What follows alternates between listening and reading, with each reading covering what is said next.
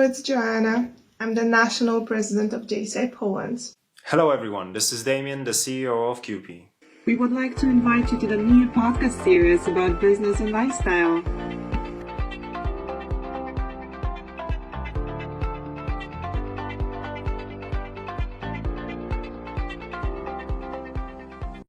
All right. And we have Piotr back in the next video. It's a bonus for you, our community. So we have a few more questions to Piotr. And Piotr, you are also one of the organizers, and I think the main organizer of international events that usually take place in Poznan.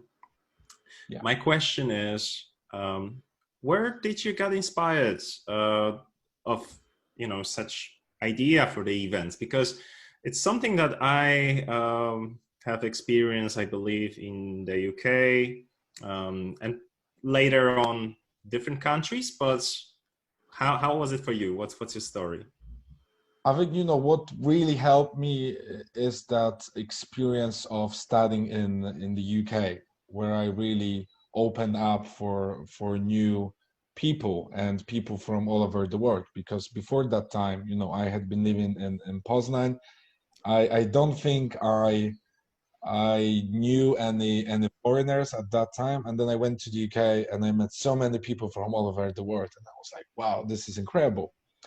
And I came back from the UK and I started looking for international people here in Poznan, and I came to couchsurfing meetings organized at that time by Michael Forbes, a Scottish guy who now lives in Wrocław. And for many years, he had run those meetings, and at some point, the meetings lost him, we could say. I'm not sure if he was already away in Wrocław, but he didn't run them. And there were other people, but they didn't really put too much effort in it. Obviously, they had really let's say good approach, and they were part of this community, but I didn't think, and probably they don't think that either. They didn't put enough effort into promoting those events, and I decided to take over that and create a fan page called Poznan International Events, where I would promote all those events. And this is how it started. And I came up with that idea of quiz nights, because I thought, okay, meeting people is just not enough. You need to have some kind of other aspect that would gather people there, apart from just wanting to meet new people. And the idea was pub quiz that I got familiarized with when I was in the UK. And there is a very long tradition of pub quiz nights in the UK. So I decided to transfer that into the Poznan environment. And every week we have 16 questions dedicated to a different subject. It could be general knowledge, music, film, or a particular nation or country. Yeah? So an Italian quiz, where we have prizes from Italy, restaurant vouchers, Greek quiz, Spanish quiz, and then we also have people from that country. Yeah? So when there's an Italian quiz, questions are always prepared by Italia. It's hosted by somebody from Italy. So we try to add that value to it, that you can not only meet new people, but you can actually learn something. Mm-hmm. And also, if you have some kind of interesting subject for the quiz, you are from an interesting country, you can also host a quiz and prepare questions, and this is some kind of active participation.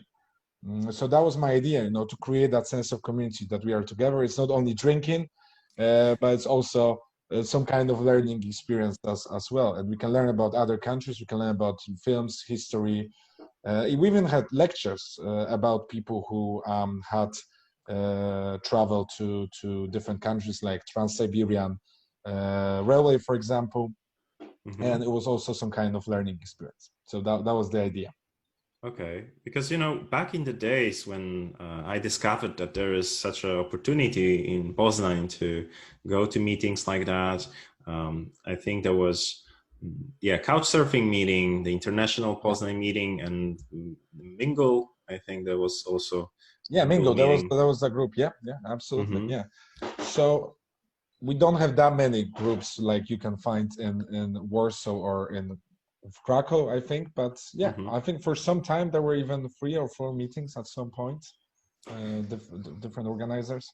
And I discovered, you know, the first time I just got introduced to such a idea, it was such a brilliant idea for me that I was quite a shy person to speak in public with my poor English, and I Absolutely. ended up there, and you know, I found that some people that are speaking even worse English than mine, of course, in my opinion, but Mm. they were eager to speak and have fun, and that was just eye-opening experience.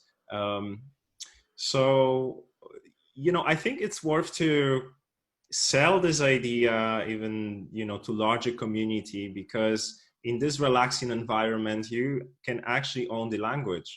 What do you think? Yeah, absolutely. You know, I also invite a lot of my students to those meetings, because those meetings are for free. That's Mhm. that's the best thing about them, I would say. So it's learning English through fun and through meeting other people and learning about other countries. It can't get any better, in my opinion. I think the most difficult part is actually going there for the first time, because you think, oh, my English is not that good. They will laugh at me. What am I going to speak about? And you know, you have all those thoughts in your mind. But once you get there and you know, you see that people are very friendly and no one will judge you on your English skills. It's, you know, it's about communication. If you are willing to communicate, even if you know you don't say everything right, you will be able to do that.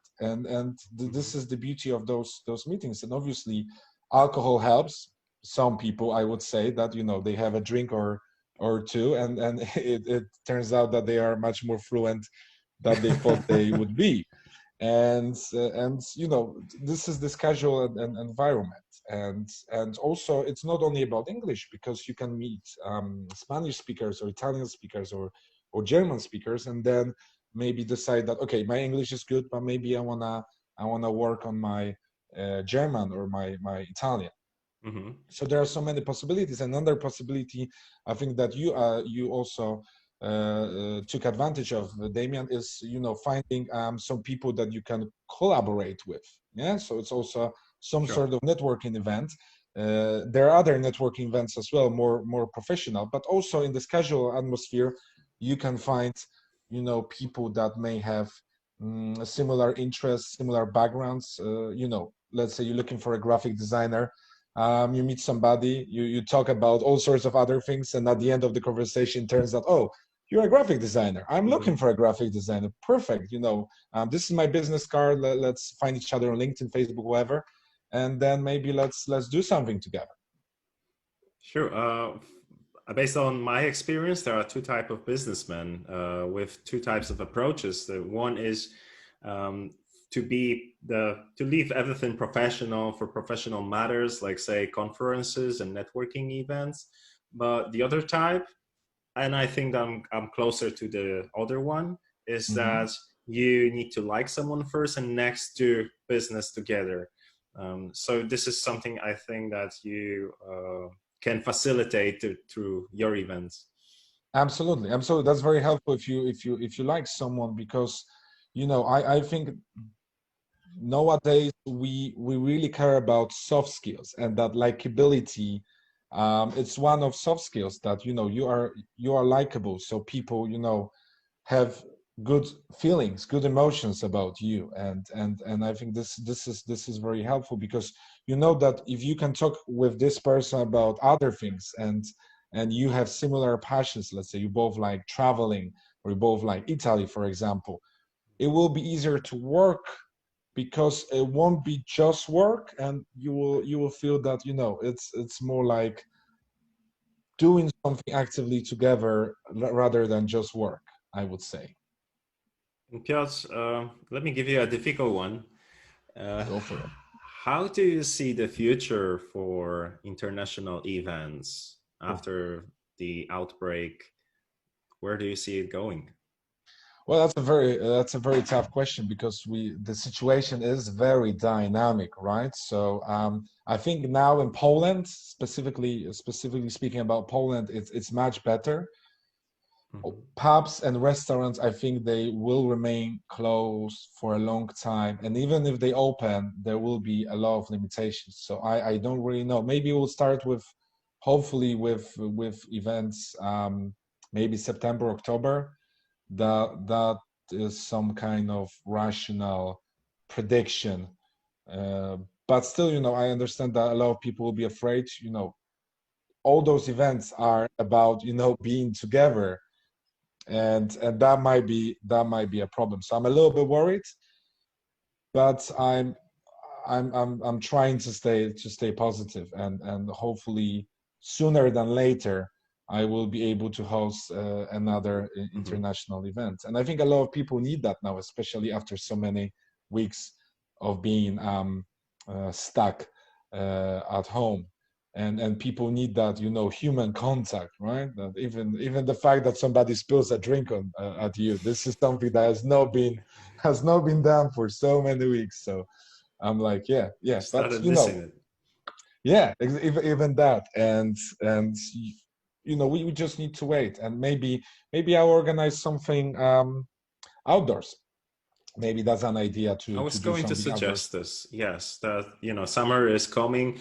Maybe the situation will be good enough, and it's actually, well, seems safer to organize something outdoors rather than indoors.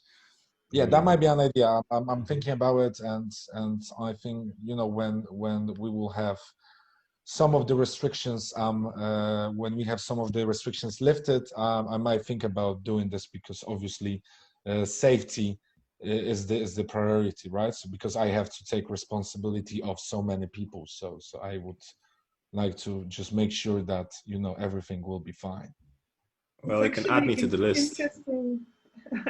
It's actually interesting to hear what sorts of experiences you're missing, and this really makes us realize that the life is composed of very little simple things. And I have actually, based on that, two questions to you, Piotr. Have you tried the format of online meetups, and what are your thoughts on that? And are you actually organizing any sort of language exchanges in Poznan? So the sort of language tandem where people can choose what kind of language they would like to practice? Very good questions. Answering the first question, yes, I've been suggested that many times, but I just think that, especially if you speak a foreign language, it might be quite difficult to do that online in a larger group of people. And there might be certain issues with, you know, audio quality, video quality. There will be so many people, and it will be difficult to moderate that, take into account that there will be people that don't know each other on different language skills as well. That might be a problem online rather than in person. So I'm not sure if this would work out. And also another problem is that there would be only a limited number of people.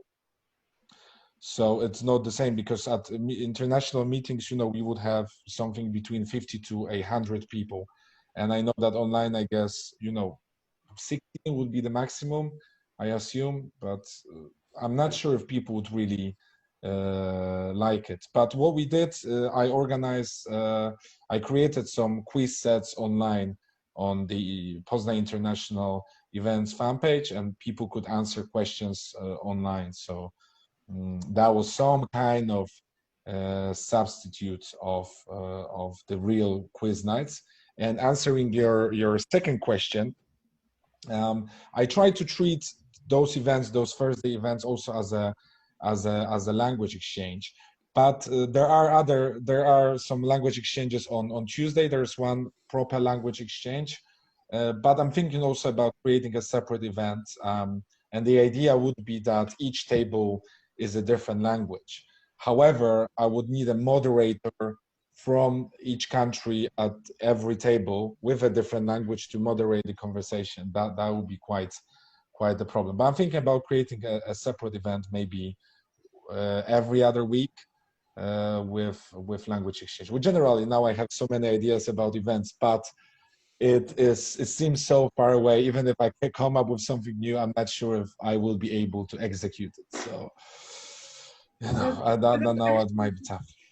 That's interesting that you're thinking of the moderators for the language exchange, because I've been to a few of those types of meetings before, and I've seen that what the organizers do, they allocate a certain group based on the language, and then just help yourselves. There is no specific rule, no moderator. So why do you think it would make sense to have a moderator for those sessions? Just because some people, the problem if that the problem is that if this is not English and it's I don't know, it's Spanish or Italian, so people may not be very communicative in that language, and therefore it might be a situation that, say, there is a table and there are two very talkative people and they talk all the time, similar like me, and there are three other people that just won't say a word without being asked, and that might be a problem as well.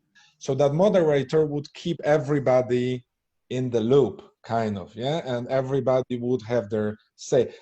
Maybe a little bit like a teacher in a group, right? When I teach groups, I always see that, you know, there are talkative people, there are medium talkative people, and there are people that just not me, not me, not me, and Why then am I even here? exactly.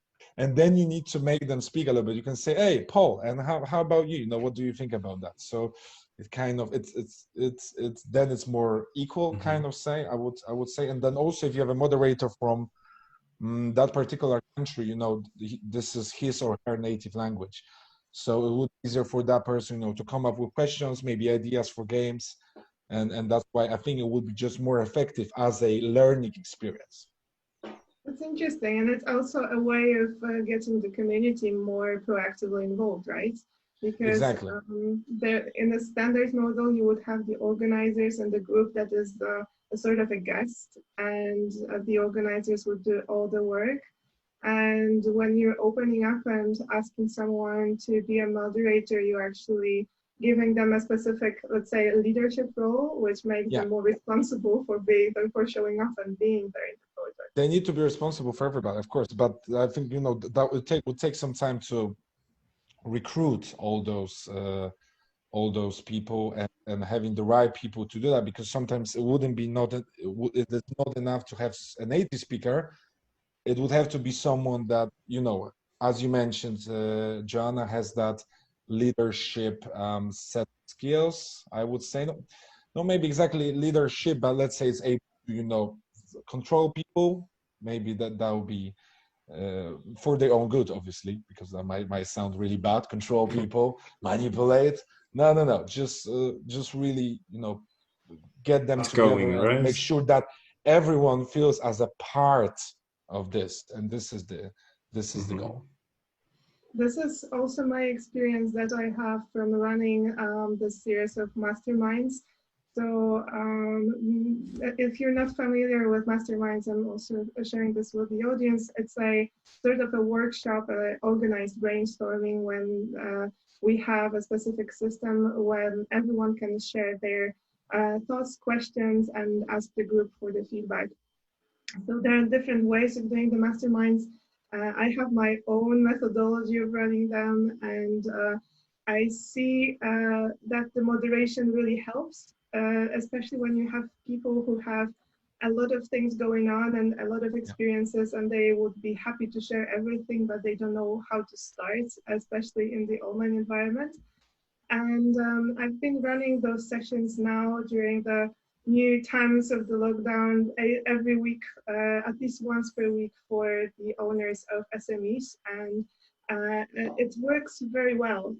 In one of the types of masterminds, we are choosing one of the members of the group, and we are figuring out how they could thrive despite the new circumstances, so how they can overcome the challenges and actually build a sustainable business. And they are in the center of attention, which is not very comfortable for them, but at the end of the day, they are super thankful because they receive a lot of helpful feedback. And the other way of doing this is actually to have a specific topic where everyone can share their thoughts and experiences, which is not related to a specific person, but rather, let's say, a segment of the market or a part of modeling a business, so that we can make the most out of this. And even though we have people who have lots of experience and lots of energy that they want to share, they still are waiting for someone to facilitate the conversation. So that's why it's really interesting that you see the same need in other groups as well. Yeah, of course. And I think based on what you have mentioned is all about, you know, asking the right questions, right? And kind of, because you can say lots of things, but asking the right questions, and then it's a little bit like with a psychologist. I would say that you go to a psychologist, not to listen what psychologists' suggestions are or advice. It's just about, you know, what kind of questions you get and how you will respond to them. And I think this is what facilitating a class like this or a meeting like this is about. Yeah, that someone kind of controls this, asks the right questions, and then we get the answers that might be valuable for all of us. Yeah, and similar to this idea of language exchanges is that, you know, this this person who would be the moderator of the table would ask people specific questions also, so that they can get to know each other and they can know more about themselves, and then maybe they can divide into groups and talk specifically in pairs, for example, about their interests. Yeah, so that might be useful, and similar in your case, right? So maybe two entrepreneurs can help each other in those difficult times because what they have learned through those meetings. This is exactly how it works. Actually, after the sessions, people are emailing each other, they're calling up each other saying, hey, Absolutely. I have a contact for you that could be interesting, and I didn't feel the need to share it over the conversation, but I will explain you the details now and let's have a talk. So yeah, this is definitely a nice conversation starter for growing the business, but also growing and nourishing the relationships within the group. So absolutely. And now, you know, a lot of businesses are struggling, and even now more than ever, I think in many cases you need somebody to help you, and sometimes you can do something for someone else and then they can do something in return. No money involved, let's say, but you can exchange services, right? And thanks to that you can grow together. You can do a barter deal. And I think it's such a great approach now. So this networking is more than necessary. yeah, maybe we could think of doing some sort of a mastermind for your community as well, you know, some sort of moderated session. Sure. We could do that. We could create a post or something on forums and see, you know, who would be interested, what sort of professions, disciplines, and you know, I'm down. I'm down. Absolutely. That's pretty cool. And actually, when you were talking about your experiences, I was also interested by your experiences from travels and the inspirations that you bring from travels. So would you share with us your favorite destinations or a story that's recently made you smile through the travels? It's such a pity now that we can't travel, and I had to cancel 2 of my trips to Sweden and Macedonia, North Macedonia. But I would say that, you know, I have a couple. I think a very inspiring trip for me was going to New York City, because that had been a dream, going to New York City, seeing all those locations, and we did a very cool thing. I remember it was 2 years ago. We flew on a helicopter without doors, so literally there were no doors, over Manhattan. So that was an incredible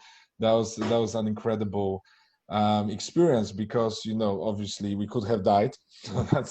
that's one thing, because, you know, I've heard about accidents that actually there was a helicopter that fell down to Hudson River, but you know, seeing Manhattan from above and that wind and everything, that was a crazy experience. And this is what we want to do, and we did it, and that was incredible. And another thing that would be going to Australia and New Zealand. So that was an incredible experience, because it's so far away, completely different climate, all sorts of climates, and New Zealand was definitely something that I had wanted to see, and seeing this island, because I was only able to see the bigger island where Wellington and Auckland is. And yeah, so I would say those 3 destinations, that these were the most. As they say, the journeys, they enrich us. So if you could tell us what happened to you after, say, New Zealand or New York, what stayed in you and made you a different person? I would say maybe the most important thing that enriched me is that, you know, you can really go to places that are your dreams, and that traveling is not something that is unreachable. So you can find really cheap deals, and actually it was much less expensive than I thought it would be. So that's one thing. And another thing is that maybe for Australia and New Zealand, I would say, is that we should definitely respect the environment and the nature, because those 2 countries really protect their environment. Right? Really, you see people really care, because this is what they have. This is the most important value they have. I think we don't really see and realize that in Poland, and they know that, you know, all that beauty needs to be preserved, and Australia and New Zealand have astonishing landscapes. But it looks like that because people really think about it, and also the government really thinks about it. And you have very, very high fines, penalty fees for example, littering and doing any damages to the environment. And people really care about it. And I think that's one lesson that I learned from visiting those 2 countries. Okay, you touched on an important topic about the environmental protection, and they also say that now during the crisis we have way less pollution in the air. Yeah, that's crazy. Yeah, yeah, many other positive aspects to the environment. So what do you think, how well, that's a big question, but how the humanity will shift in do you think there will be any shift in the mindset afterwards? There might be, you know. I think a lot of people realize that, you know, there is nature, right? And we don't have to rely on many activities that we used to do. And I think maybe it's the most important things are, you know, we have something to eat, we have something to drink, we can go out and enjoy the nature, and people focus on very simple pleasures. And maybe one implication in the future will be that people will travel less.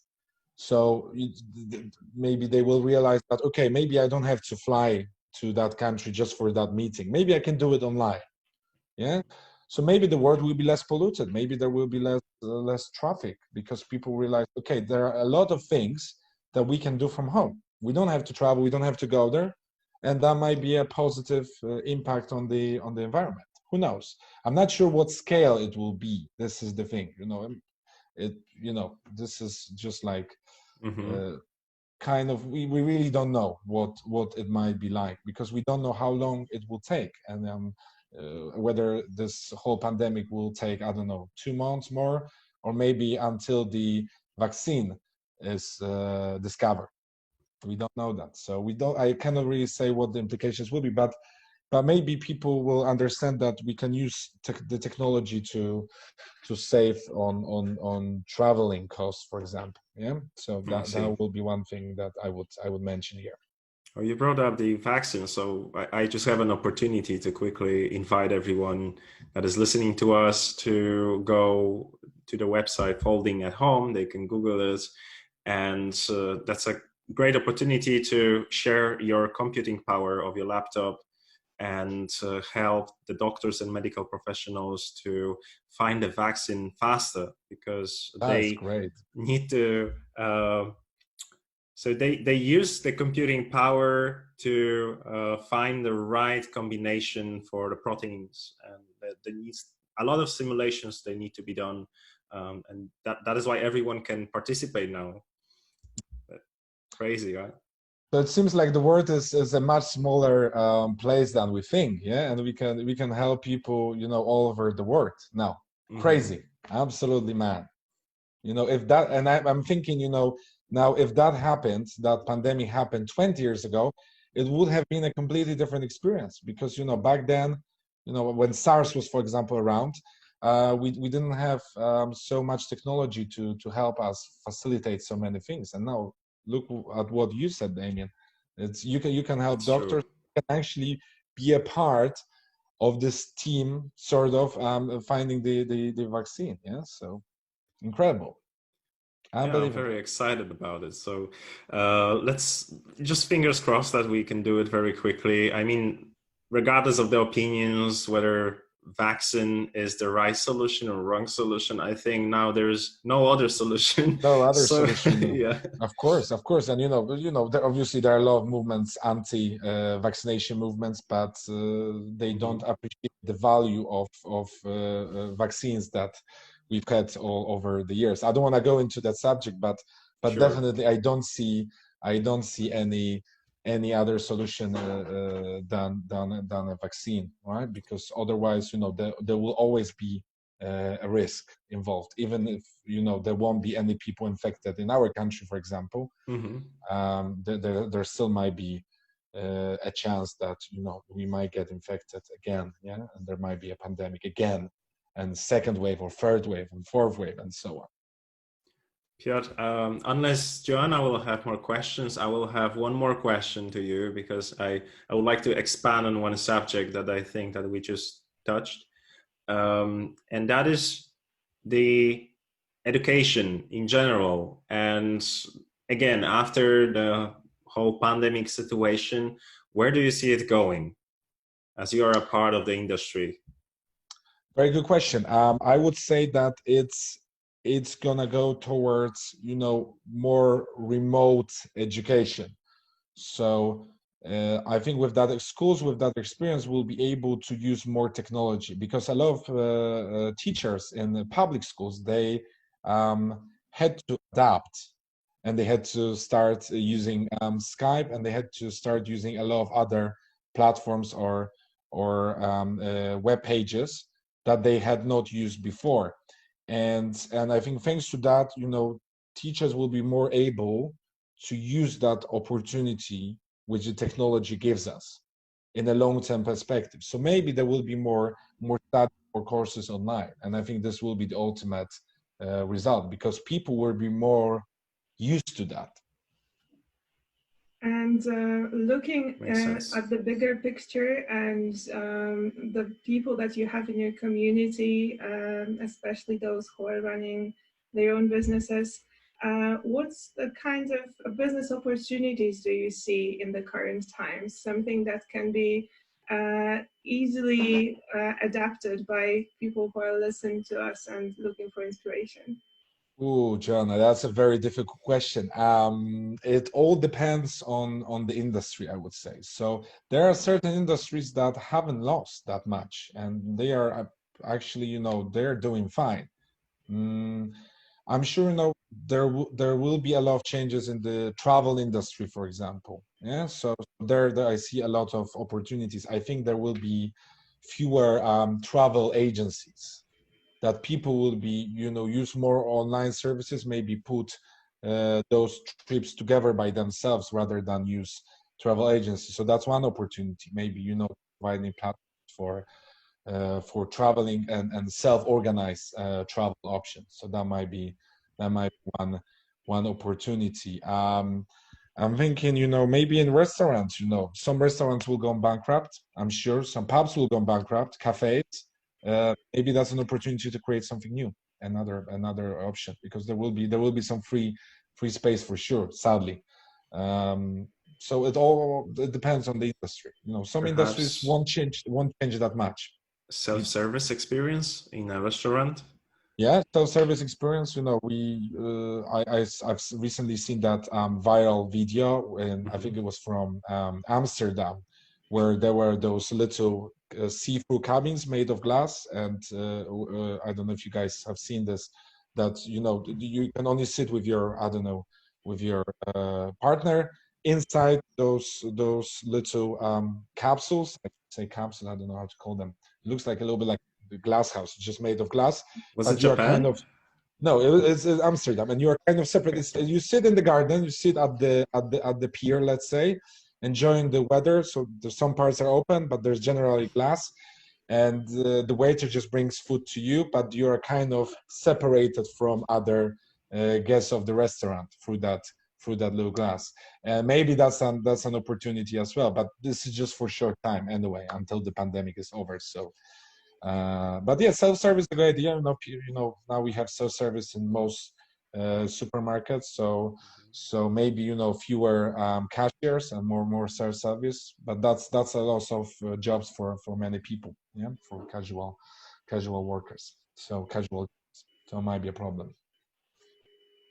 Well, definitely. I think that's well, depending on the character, but for the most part, I would say that major shifts in life, they usually turn out good for you. But obviously it's, from my perspective, it's easy to talk positively, whereas when someone is losing a job now, it's a different perspective. Well, you don't have to necessarily, but would you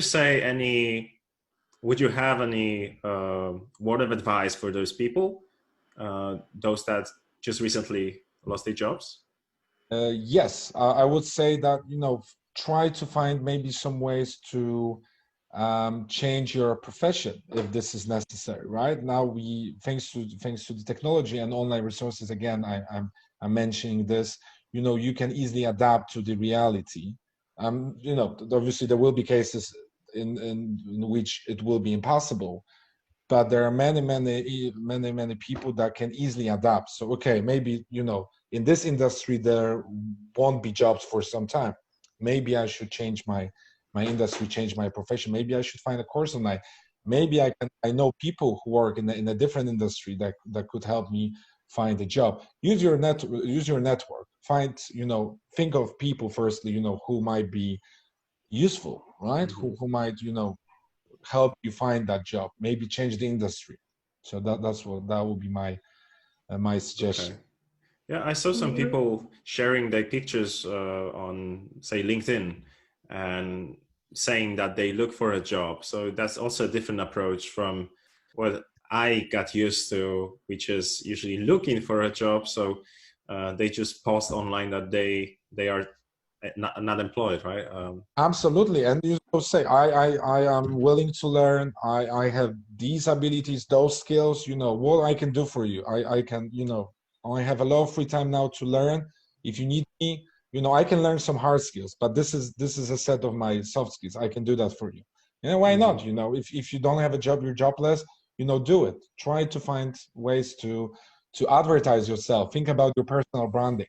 How you can show yourself as a professional, as a value to other people, and think about yourself as a brand, and a brand can produce different products. Yeah, so maybe you can be a product. Great And advice. there's actually a interesting practice I've seen. I think it was last year or maybe 2 years ago. There was a young university graduate in France who was very determined to work in modern media. I think it was a radio station in France, or maybe a TV show. And she decided that she needs to bet on her skills and show what she's able to do. So she produced by herself a short video before everyone was online. That was a thing that you couldn't really see that much in the let's say recruitment process or the self-advertising process. So she made a very simple frame behind herself, and she focused a lot on the content that she wanted to share, and she also wanted to advertise herself as a candidate for the job. And I only saw this because that was liked by so many people. I think it was hundreds or maybe a few thousand of people who were sharing her post, and it went viral because she showed so much determination and also the competence she wanted to advertise that was very relevant for the job, that it was very convincing to people. So this is also one of the ways that people can use. Just show what you can, make a video how you can help others, and use it as a sort of branding tool as well. Yeah? Absolutely, absolutely. A very interesting case study, and it shows us, you know, how creativity is important, right? That we need to understand that there will be a lot of people looking for a job. How are you going to make yourself stand out of the crowd? You know, what will make you visible? Yeah, so that being creative, you know, creating that video, absolutely, absolutely. You know, creating a video is a great idea, especially now when we observe in the social media that video is the new king, right? That, you know, people want this kind of content, and an ICV, you know, it's just not enough in many cases. Well, I would do it myself, but gladly I have a job. Although I would like everyone to try, because videos are actually fun once you master them a little bit. You do have some experience with videos, right? A tip? Absolutely. Do you have a tip or two? I would say, you know, you don't need a very expensive set of equipment. Just use your phone and try to, you know, experiment, you know, depending what kind of video you want to shoot. If you want to, you know, kind of present yourself, you know, try to do it in many different landscapes, in many different environments, and see, you know, where you feel best. So you can record in the park, you can record in your room. And then I think a very good tip would be to maybe find some software to do some editing, yeah, because now editing is quite important. There are applications like InShot, for example. I think Mojo is another one where you can actually edit those videos. Yeah, maybe you can create a story and you can make it in a kind of Instagram, Facebook story, because this is how a lot of people now view their video content on social media, not in a form of post, but in the form of a video story. Yeah, maybe how to combine you and traditional video with other forms, with some graphics, right, with subtitles. You know, this is the old sort of yeah? There are people now experimenting with green screen. I think it's now more possible. Yeah, so even on Zoom you can now use green screen and you can have something behind you, you know. So it's all about, you know, being creative and see what other people do. Yeah, what you can take out from them. So I actually have a question to both of you, as both of you have great experience with marketing. In terms of video and using it for the personal branding purposes, which platform would you recommend as the primary platform to share the content? Well, a word for me would be that I would use firstly the one that I have the largest community on, you know, because recently, well, I have a YouTube channel, but it's just so fresh and recent that I have no subscribers to it. So, and it is also a known fact that Facebook is limiting YouTube links. So I would rather upload my video on Facebook because I have, like, you know, hundreds of followers there, rather than doing this on YouTube, and there is a very little chance that anyone will ever see it. Well, I did an experiment actually. So, you know, the same video uploaded on two platforms. One on Facebook got me roughly 1,000 views, and the other one on YouTube, like 4 views.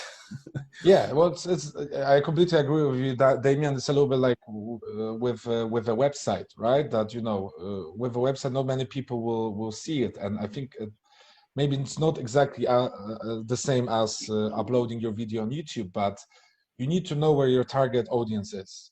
So, for example, if you work in some kind of creative industry, I would say Instagram, because this is where people are from the creative industry. But if you wanna I don't know, have the biggest reach, probably Facebook, because Facebook will have the highest number of views, so it will look better. Not maybe on your CV, but it will just look better if you have 1,000 views rather than, I don't know, just 100 views on YouTube. Yeah, it's a social proof. That's actually an interesting approach because while learning about the good practices of doing the online marketing, I came across some YouTube, let's say, teachers or practitioners who are sharing their best practices. And they are actually recommending YouTube because it's linked to Google and it is actually a search engine. So how they look at it is that if you're providing the content-focused material, and then you choose the right keywords that people can look for, actually Google and YouTube will promote the material for you. So it is not really that much focused on your current community, but maybe people who are looking for the information you're sharing. So how would you approach this kind of comment? Well, what you said, in my opinion, it's a long-term strategy. And if you want short-term effects, then I would stay with Facebook or just the audience that is the biggest. And like Piotr said, also the goal that I have. So with a different goal, different target comes in place. But I also agree with you, Asha. So if you have a long-term strategy, and that is, say, teaching people how to do something, for instance, then yes, you upload it on YouTube, you get indexed by Google, and I think what's the best, you can monetize your videos. So you can make money on ads, and actually maybe the whole thing will become profitable one day. Yeah, that's true. But before it becomes profitable, I think you will have to spend a lot of money on promoting this on YouTube. Yeah, so that is a very long way to get those views, because so much content on YouTube, and the problem is that it's very difficult to reach people, yeah, on YouTube, and that might take more time than doing this on Instagram and Facebook, in my opinion. I can give you another example. There's this big YouTuber, he's massive, NKBHD. He's creating reviews for equipment, devices and stuff. And he has roughly 10 million subscribers. But you see, he started when he was 13. He was 13 and he was creating video reviews of usually some software, some apps on his computer. With stuff like this, in 2011, it was quite easy to get through. Now, if you would start the same stuff, you imagine that you are 13 and you review an app, probably you wouldn't achieve what he achieved over time, because YouTube was growing together with that person. And now YouTube is huge. So you would have to nail the niche, and that is the most difficult part and crucial part. Very difficult, very difficult. I would say, if you start with your videos, try to publish them on Facebook and Instagram and focus on that. You can always publish them on YouTube, just don't expect very high viewership. That's the thing. And how about the style of videos? Would you say that you need to adapt the style and the content depending on the platform you're using, say between LinkedIn, which has a bit more of this professional edge, and Facebook versus, let's say, Instagram, which I believe are the most popular platforms for community sharing? That's an interesting question. I think, it also depends on how much time you have. Yeah, if you have enough time to create different videos for each platform, yeah, do it. Each audience, probably each platform has a bit different audience, so you can make them different. And also, I think it's better for positioning that you create separate content for each platform. But if you don't have that time, maybe you can find some kind of way to kind of merge all those needs. Yeah, that if you also depends on the industry again, but if you have a very professional service, it can be the same content on Facebook and on LinkedIn. Yeah, but it really depends on your time resources. I agree with Piotr on that, and I would say only in the professions that have proven track records of, say, sales driven through being very professional and having a stick somewhere, then yes, go that way. But other than that, people don't like it. I notice a big pivot on LinkedIn. People actually prefer human beings, and you have to be authentic. So that's crucial. Yeah. You know, if you pretend to be professional, and people will notice with a blink on an eye that you are trying very hard, and better not do it at all. You know, it's don't create a bigger personality than you are. Exactly. So you know, so some people want to pose in their videos like, oh, I'm so important, so professional, blah blah blah. Just don't do it. Just be honest, like Damian said, be authentic. And then if people like your service and like what you do, and this is a value for them, they will follow you. But otherwise, don't do it.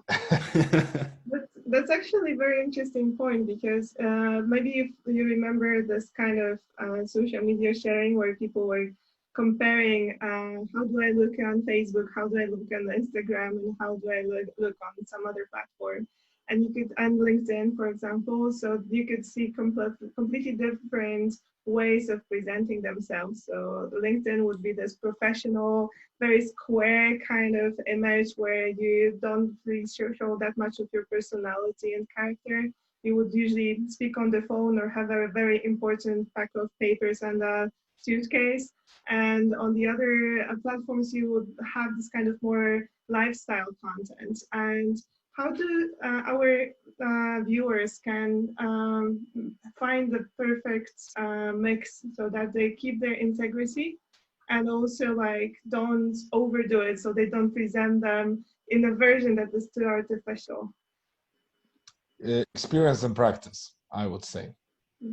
There's no one way, you know, I can tell you, oh, you should do it this way. Experience and practice. See, you know, how your audience reacts to what you produce, and ask friends, ask, you know, your clients, whatever, about their feedback, and they will tell you, because there's no one way I can, you know, that this is the exact proportion. I don't think so. So well, that's actually a very important tip. You need to know who you're talking to and actually ask those people afterwards if they resonate. Feedback, of course. There's no one way to do that. That's cool. Damian? Sometimes you can do everything right, and you will get feedback that it wasn't that good, and you have to fix a lot of things. But you shouldn't give up, because for what I would say is sometimes just experience, and with the experience, you will become more comfortable with the microphone, with the camera, and with your content.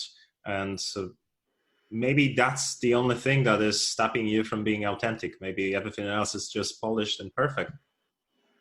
That's true. That's true. Practice, right? Practice, you know, the more you do it, the more you will realize what you want and what people want, what your target audience want to see. Yeah. So that would be my advice. Because the most important thing is to actually start doing something. Just start. Find motivation to start and do it. It might not be perfect, but keep on doing this to some point where you are satisfied with your results and you see that there's some kind of feedback. Positive feedback from other people. So to summarize this part of the conversation, which I think it was very insightful, how would you point out the most important tips to our viewers who want to build their personal branding online? They know that they want to either open a business or look for a new job, and they need to show their presence in some way. What would you recommend for them to do? I would say, you know, firstly, you need to find out what you want to achieve and decide how you want to achieve and what financial resources you have. And if you kind of compare those three things, you kind of know where you stand. And another thing is to find motivation and don't get discouraged by, you know, the first effects that might not be what you want to see. That, in a nutshell, that would be my advice. Thank you. Damian? I think I agree with Piotr. Having this example from my previous talk about MKBHD, he was only 13, and you know, our Polish guy Krzysztof Gonciarz. Also, if you will turn back to one of his first video, it could be quite shameful for him to have this and to watch this now, but you know, you learn through experience, and it's better to start as quickly as possible and get that experience rather than plan endlessly and perhaps never start. Absolutely. Just do it, because this is the hardest part, starting doing this. And then, you know, you will find out if you are good for it. Maybe you won't be, you know, you just need to take that into account, that maybe at some point you will see, oh no, it's not for me, but at least you tried, and you know. That's and a you perfect also will advice. get, sorry, one last thing. It's just sometimes very hard to convey my knowledge, Piotr's knowledge on anyone else. They need their own knowledge, experiences, and a synergy of the two, so that sometimes they come up with a conclusion. Okay, so that didn't work. I need to tweak this up a little bit and start over. That's not something we can really, you know, put on the table and tell like that. I completely agree. From my experience, I think that everyone needs to find their own voice, both in business and in social media. And sometimes it might take a long process. For me, the start of the process was actually building the website. That kind of forced me to know exactly how I want to communicate with people, what kind of visual communication on the website I would like to resonate with and be associated with. And this actually also triggered a number of other decisions on the communication. And then the video and social media content were actually the next step. And from my experience, it was a process of opening up and going from the very introverted perspective, when I wouldn't really show that much. I noticed that you can only build the connection with community and be seen as an entrepreneur or a person who is doing interesting NGO projects where you actually start sharing more. And obviously there will always be a question of privacy and how much you want to keep the distance and keep the things for yourself. But this is a compromise you need to make in your head and in the context of your entire life. It is very difficult to run a business if you stay behind the scenes all the time. And now the business is really pushing the founders and the CEOs or whatever your role is in the leadership position, that you actually need to be the face of your organization or the face of your offer. So it will not be that easy, and it's not that we were all born with that. It's a process, but I would encourage everyone to at least try, as you guys said. Yeah, absolutely. I think that's a great conclusion. Great, guys. I really love this conversation, and I think, again, we can go for hours speaking about different topics of business and network communication. And let's meet the next time and share even more of the inspiring content. From my side, I would like to thank you very much on behalf of JCI Poland. As the national president of JCI Poland, I'm really happy to have shared this time with you, and I look forward to the next. So thank you, and see you next time. Thank you very much for having me. Thank you so much. It's amazing that you came here. Thank you. Thank you. Bye.